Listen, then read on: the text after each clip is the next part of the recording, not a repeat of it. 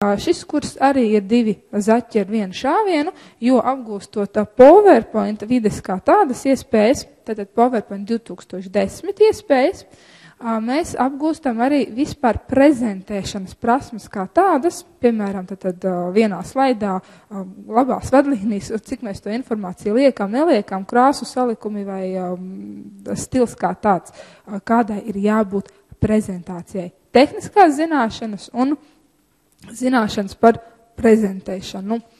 Nu, lūk, un šeit mums arī būs vairāki video, un lieta, kas varbūt ļoti noderīga, it sevišķi kaut kādus datus prezentējot vai biznesa ideju aizstāvot, ir jāievieto diagrammas, grafiki prezentācijas ietvaros.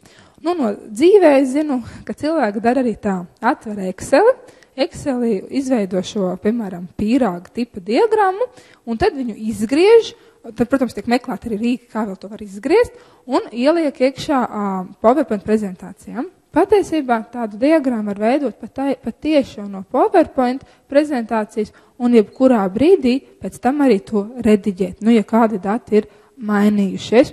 Nu, lūk, un te paskatīsimies, kā izveidotai diagrammai var pielāgot datus. Stabiņu diagrammai mainīsim diagrammas tipu uz joslu diagrammu. Atlasiet diagrammu, Chart Tools cilnē Design, noklikšķiniet uz pogas Change Chart Type. Atveras dialoglodziņš Change Chart Type, kura kreisajā pusē atlasiet diagrammas tipu Bar. Dialoglodziņa labajā pusē izvēlieties apakštipu. Pēc tam noklikšķiniet uz pogas OK. Mainot diagrammas tipu, var atrast visuzskatāmāko datu attēlošanas variantu. Tajā pašā cilnītē, kurā tātad tika mainīts šis diagrammas tips, turpat bija arī podziņa, kur varēja rediģēt arī diagrammā attēlotos datus. Tā, un to gan klātienē visu arī izstāst sīk un smalki, kur un kā tas notiek. Savukārt šeit ir piemērs, kas ir raksturīgs tikai PowerPoint videi, jo PowerPoint tomēr ir vairāk pa solīšiem uzskaites veidā attēlotai informācijai domāts, un ja mums PowerPointā jau ir kaut kādi soļi norādīti, kaut kāds saraksts ir izveidots, un mēs tā skatāmies un nolemjam, maniem biznesa, teiksim, partneriem labāk būtu vizuālā veidā pasniegt šo informāciju. PowerPoint vide piedāvā jau gatavu informāciju pārveidot vizuālā saraksta veidā, un tad tie saucamie smart art grafiki. Nu, un palūkosimies, kā tas izskatās. Par smart art grafiku iespējams pārveidot arī jau esošu sarakstu. Lai to veiktu, atlasiet tekstu, kuru nepieciešams pārveidot par smart art grafiku. Cilnes Home grupā Paragraph noklikšķiniet uz pogas Convert to Smart Art un izvēlieties atbilstošāko Smart Art grafikas veidu. Atlasītais teksts automātiski tiek pārveidots par Smart Art grafiku. Mainīt dizainu, mainīt krāsu katram elementam. Ja vērīgākie jau pamanījāt, kad var izvēlēties tādu grafiku, kurai var pievienot arī fotogrāfiju vēl klāt, kura jau tiek dizainiski iestrādāta. Taču var veidot arī šādas grafikas sarežģītākas organizācijas, teiksim, hierarhiskā grafikas tips, vai arī, ka ir centrālais elements, no kur ir pakārtot vairāki citi elementi. Visus šos elementus mēs ievedam līdzīgi arī Wordā un Excelī, starp citu, bet lielāku uzmanību tas ir šī PowerPoint kursā pievērsta. Paskatīsimies, kā šādu smartātu grafiku veido no nulles, tātad video.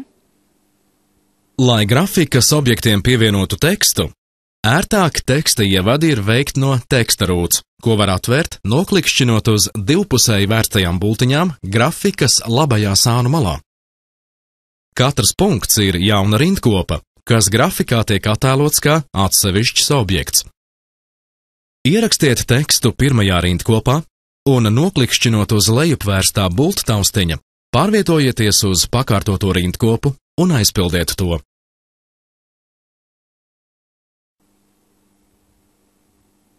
Atkārtoti nospiediet bulttaustiņu, lai pārvietotos uz nākamo pakārtoto līmeni un ierakstiet tekstu. Lai grafikai pievienotu jaunu formu, Teksta rūtī aiz esošā ieraksta nospiediet taustiņu Enter. Aizpildiet pievienoto formu ar tekstu.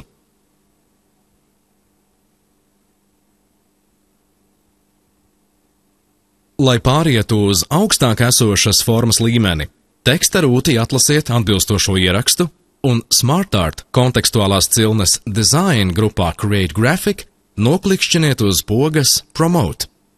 Šo darbību var veikt arī nospiežot taustiņu kombināciju Shift un Tab.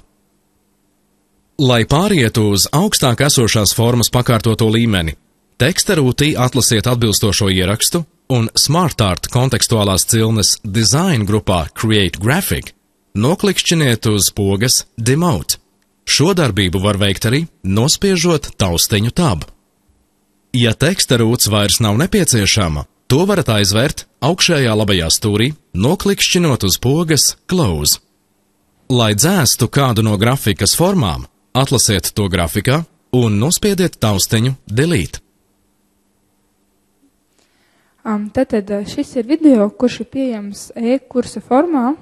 Jūs nevarat piekļūt e-kursam neapmeklējot klātienes nodarbības, līdz ar to rēķinaties, ja jūs esat bijuši klātienē, jūs visas šīs darbības esat izmēģinājuši kopā ar pasniedzēju, esat sapratuši līdz niansam, kas kāpēc strādā un kāds būs noderīgs jums, un pēc tam, tad, kad ir piemirsies, kā tad tur īsti tur bija jādara, tad varat atsveicināt zināšanas savā e-kursā. Un vēl, kas ir ļoti, tā teikt, īpaša lieta, PowerPoint 2010. vidē ir pieejams, kas nebija agrāk, var ievietot video materiālus, arī skaņas failus un tos rediģēt. Tad vienkārši, teiksim, ja jums ir jāprezentē kaut kāds, tātad prezentācija un jums ir, teiksim, 2 minūšu gara video, bet tajā 2 minūšu garajā video jums ir jāprāt tikai maziņš gabaliņš. Tad, lai jums nebūtu jāpadara šī prezentācija ļoti smaga, jūs varat izgriezt un saglabāt tikai šo mazo video gabaliņu un nav jāmeklē cita video apstrādes programma, to var izdarīt PowerPoint vidē. Lūk, un paskatīsimies piemērā, kā tas notiek. Lai rediģētu video failu, atlasiet video failu, atveriet kontekstuālo cilni Playback. Grupā Editing noklikšķiniet uz pogas Trim Video. Atveras dialoglodziņš Trim Video, kurā var mainīt video faila sākuma un beigu laiku. Lai sāktu video demonstrēšanu ar kadriem par putniem, pārbīdiet zaļo rādītāju uz vēlamo pozīciju. Lai saglabātu jauno iestatījumu, noklikšķiniet uz pogas OK. Tagad apskatīsim video slaidrādē. Statusa joslā noklikšķiniet uz pogas Slideshow.